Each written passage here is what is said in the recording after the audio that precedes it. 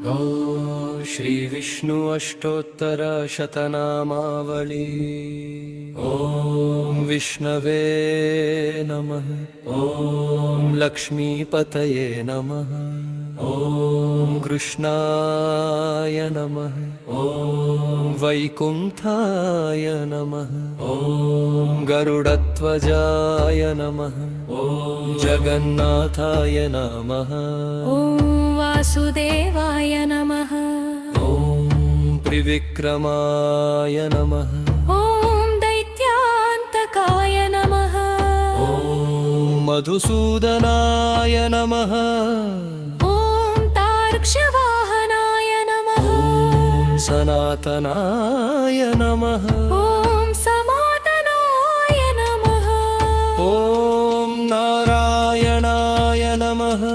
पद्मनाभाय नमः। ॐ ऋषिकेशाय नमः। ॐ सुधाप्रदाय नमः। ॐ माधवाय नमः। ॐ पुण्डरीकाक्षाय नमः। ॐ स्थितिकर्त्रने नमः। ॐ परात्पराय नमः। ॐ बरबालिने नमः। ॐ यज्ञरूपाय नमः। प्रत्यपाणये नमः। गदापराय नमः। ॐ उपेन्द्राय नमः। ॐ उपेन्द्राय नमः। ॐ वेशवाय नमः। ॐ समुद्रमथनाय नमः। हरये नमः। ॐ गोविन्दाय नमः। ॐ ब्रह्मजनकाय नमः। ॐ श्रीधराय नमः। ॐ कामजनकाय नमः। ॐ शेषशायिने नमः। ॐ चतुर्भुराय नमः। ॐ पाञ्चजन्यधराय नमः। श्रीमते नमः। ॐ शग्रपाणये नमः। शबानदरदाय नमः। श्रीवीडम्बरधराय नमः। सूर्यचन्द्रविलोचनाय नमः। मत्स्यरूपाय नमः। ॐ कूर्गदमने नमः। वराहनोपाय नमः। ॐ नृकेसरिणे नमः। वामनाय नमः। प्रार्गवाय नमः।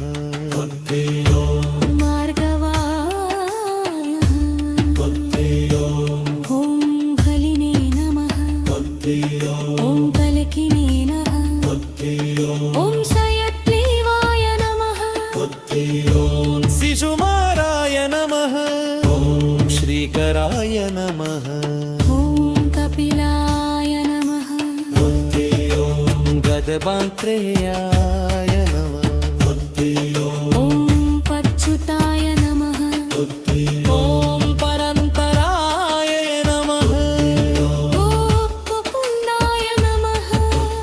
ॐ दधिवामनाय नमः। ॐ खननन्तरणे नमः। ॐ बागराय नमः। ॐ भागवप्पने नमः। मुदभर्भानभाय नमः। ॐ सकब्दहने नमः। ॐ समवर्ध नमः। ॐ पुरुषोत्तमाय नमः। श्रीवत्सकौस्तुभधराय नमः। मुरारये नमः। ॐ मधुक्षजाय नमः। ॐ मोहिनीरूपधारिणे नमः। ॐ सङ्कर्षणाय नमः। पृथवे नमः। श्रीरक्तिश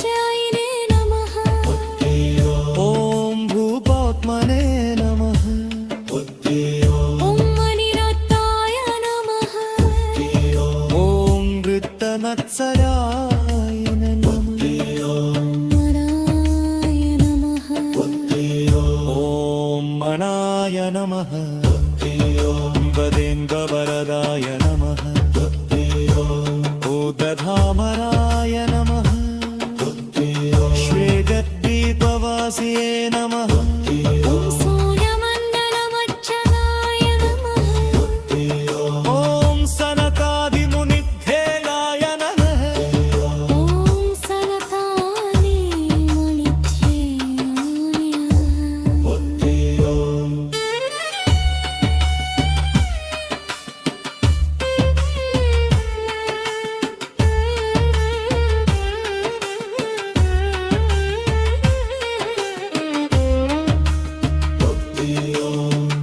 लक्ष्मीरामेण मेघश्रवायिनीं